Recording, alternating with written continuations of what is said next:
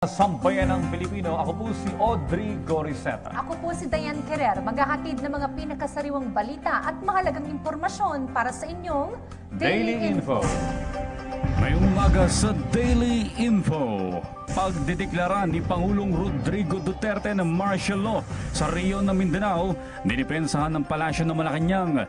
Ilang eksperto sa politika at ekonomiya sinang-ayunan ang idineklarang batas militar ng Pangulo sa naturang rehiyon. Department of National Defense at Philippine National Police tiniyak na mangingibabaw pa rin ang batas at pagkilala sa karapatang pantao sa idineklarang batas militar sa Mindanao. Mga na-rescue na mag-aaral sa Mindanao State University, isa sa ilalim sa stress debriefing. National Food Authority tiniyak na sapat ang supply ng bigas sa Marawi City.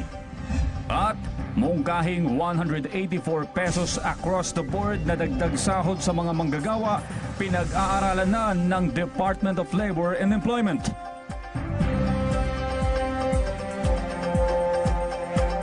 Mula sa ating mga balita, humingi tayo ng update mula kay Eunice Samonte kaugnay sa insidente sa Marawi City. Eunice, kamusta ang umaga dyan? Yes, good morning Audrey, Dayan. Bukod sa puwersa ng militar na matyagang sinusuyod ang buong Marawi City, sinimulan na rin ang surgical airstrike sa mga posibleng pinagtataguan ng teroristang grupo at kung inyo nga maririnig in the background, kasalukuyan po yung nangyayari. Mula kagabi hanggang sa mga oras na ito ay upang tuluyan na nga maubos ang teroristang grupo dito sa Marawi. Ayon kay 1st Infantry Division Spokesperson Lieutenant Colonel Joan Herrera, sakop nito ang 3 barangay ng Marawi City upang tuluyan na ma-neutralize. Itong natitira pang 20 na lang hanggang 30 miyembro ng teroristang grupo ng Maute.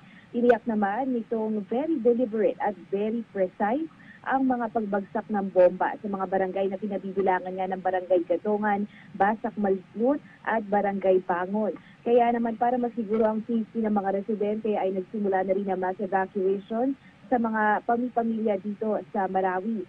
Sa ating pong dinaanan papunta dito sa Marawi City kahapon ay nakasalubong nga natin ang ilan sa ating mga kababayan, dala ang kanilang mga gamit. Ito yung mga residente na nagsimula na lumikas papunta nga sa Cagayan de Oro at Iligan City. Medyo mahigpit na rin ang checkpoint dahil iniisa-isa talaga ng mga sundalo ang mga sasakyan at pati na rin yung mga dalang gamit dito para tiyakin ang kaligtasan ng ating mga kababayan dito sa Mindanao. At alinsunod na rin syempre sa tinatutupad ng kanilang Commander-in-Chief at ni Pangulong Rodrigo Duterte na martial law.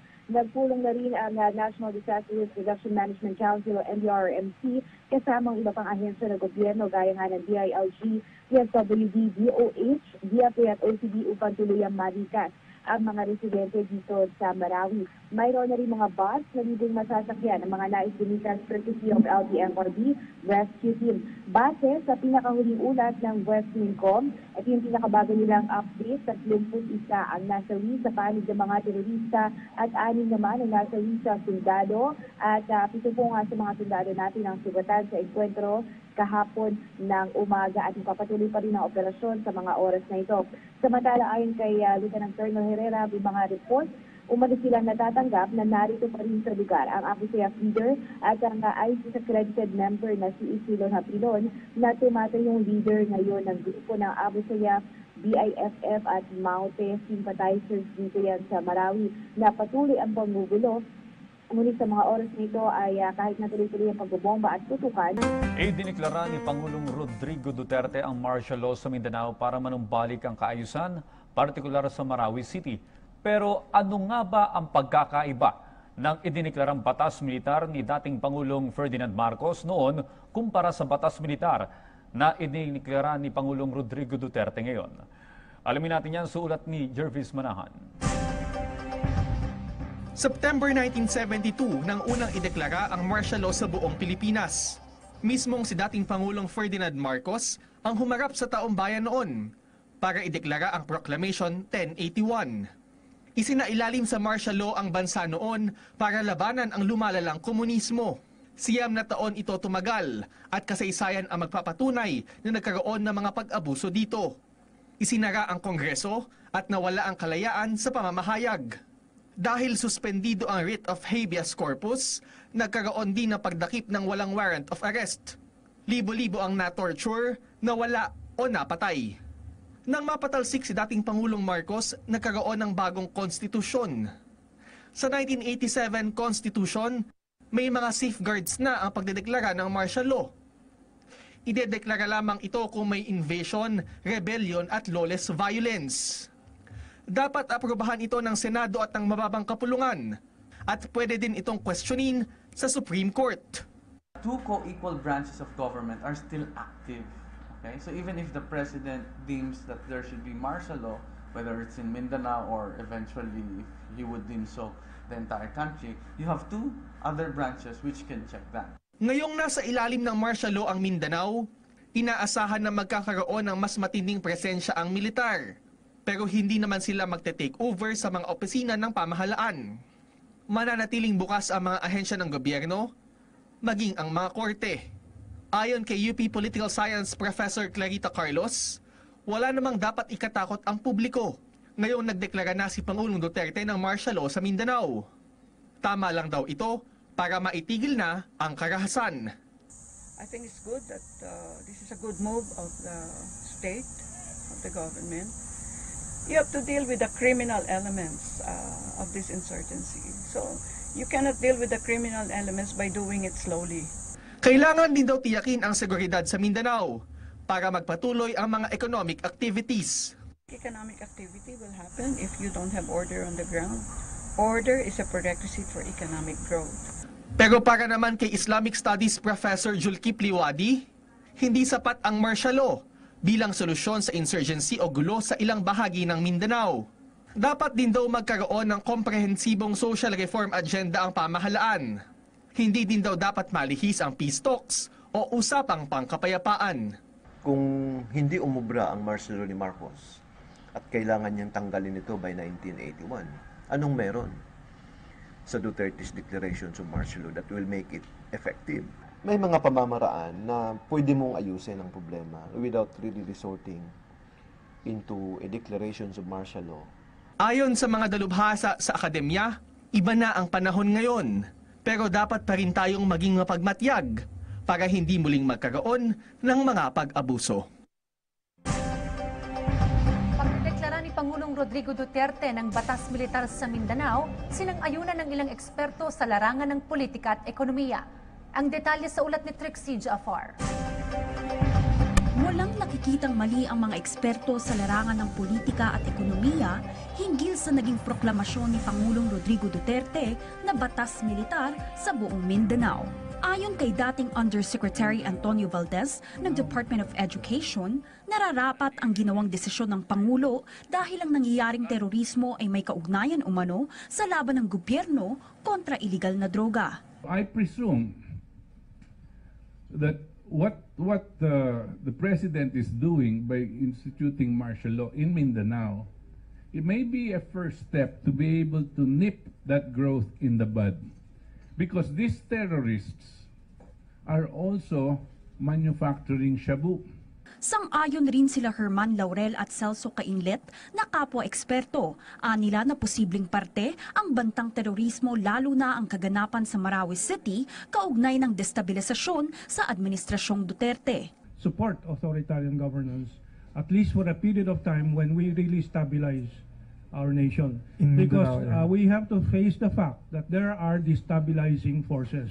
Many critics say that Marawi is just a piece of land in Mindanao. Why declare the whole region under martial law? Well, the people who are saying this definitely does not understand Mindanao. Sinabi naman ni former diplomat Ado Paglinawan na mali ang pahayag ni Magdalo Representative Gary Alejano na dapat ay sa Marawi City lang ipinoklama ang martial law. Anya, ang paghahain ng batas militar ay nararapat upang matuldukan ang masamang elemento na dala ng paghahasik ng terorismo. Wala naman umanong dapat ikabahala pagdating sa posibleng epekto nito sa ekonomiya at negosyo sa bansa dahil nasa tuktok ngayon ang Pilipinas ng growth momentum at walang direktang epekto ito dulot ng pamamalakad ng ating pamahalaan at maayos na relasyon sa mga karatig bansa.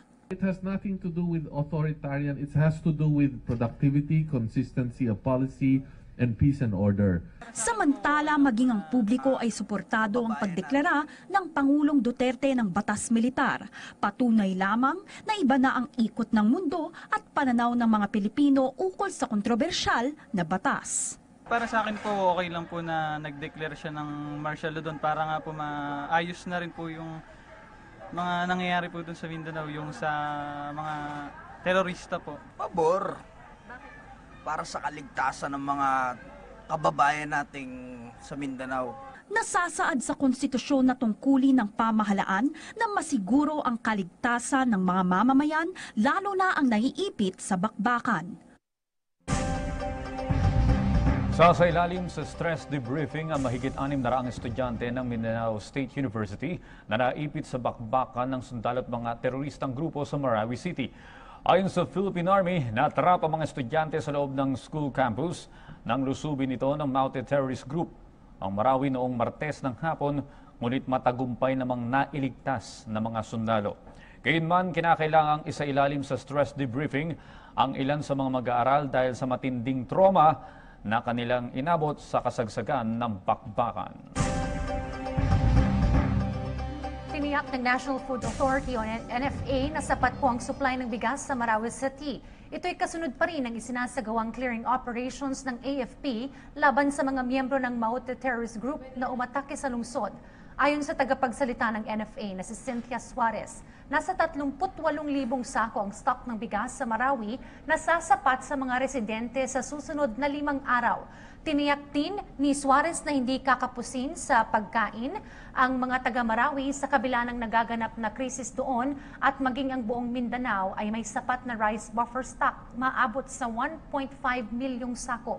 Una nang inatasan ng Pangulong Duterte ang NFA at iba pang ahensya ng pamahalaan na tiyaking may sapat na pagkain sa buong Mindanao na ngayon ay nasa ilalim ng batas militar.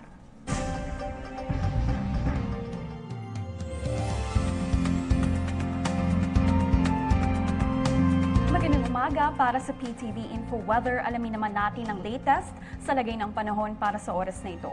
Patuloy pa rin ngang umiiral ang southwest monsoon sa may western section yan ng Luzon at Visayas. Dahil nga dyan ay asahan ang maulap na kalangitan na may mahina hanggang sa katamtamang mga pag-ulan at pagkidlat pagkulog ang mararanasan sa mga rehiyon yan ng Ilocos, Cordillera, Bicol, Mimaropa, Calabarzon at Kandurang Kabisayaan at lalawigan ng Zambales. Habang bahagyang maulap hanggang sa maulap na papawirin na may mga pag-ulan o pagkidlat pagkulog ang iiral dito sa Kamaynilaan at sa nalalabing bahagi ng ating bansa. Wala namang nakataas na gale warning pero iba yung ingat pa rin dahil nga sa mahina hanggang katamtamang hangin mula sa Timog Kanluran ang iiral dito sa may Luzon at Kabisayaan at mula naman sa Timog Silangan hanggang sa Timog dito sa may bahagi naman ng Mindanao. Ang mga baybaying dagat sa buong kapuluan ay magiging banayad hanggang sa katamtaman ng pag-alon. Silipin naman natin ang lagay ng panahon sa mga pangunahing lungsod sa labas ng Metro Manila. Patuloy nga tayong makakaranas nitong cloudy skies with rain showers and thunderstorms, partikular dito sa Tagaytay, Lipa, Legazpi at Iloilo, habang sa Davao naman asahan ng partly cloudy skies with isolated rain showers. Ang maximum high po natin sa Tagaytay ay maglalaro mula 24 hanggang 30 degrees Celsius, habang sa Lipa, Legazpi at Iloilo asahan na ang temperatura natin ay papalo mula 26 hanggang 33 degrees Celsius. At dito naman po sa Davao, ang maximum high ay maglalaro mula 25 to 33 degrees Celsius. At yan ang latest mula sa PTV Info Weather. Ako si Trixie Jafar. Back to you, Audrey and Diane. Pinag-aaralan na po ng Department of Labor and Employment ang mungkahi ng Associated Labor Unions Trade Union Congress of the Philippines na 184 pesos across the board wage increase. Ayon kay Labor Undersecretary Joel Maglunsod, idudulot nila sa mga pribadong o idudulog nila sa mga pribadong kumpanya ang panukalang ito ng ALU-TUCP. Ang panukalang dagdagan ng minimum pay ng mga manggagawa ay inihain ng ALU-TUCP sa Regional Wage and Productivity Board National Capital Region. Matapos pong mapaulat na kumita ng malaki ang mga kumpanya sa taong ito, iginiit ng labor group na kakarampot lamang ang hinihingi nilang wage increase kumpara sa kinita ng mga kumpanya. Layon din itong maitama ang tunay na halaga ng arawang sweldo ng mga manggagawa sa kasalukuyang panahon. At dito po nagtatapos ang ating balitaan sa umagang ito. Naway nabusog po namin kayo sa praktikal na kaalaman. Magkita-kita tayo muli sa Lunes dito lang sa Daily Info.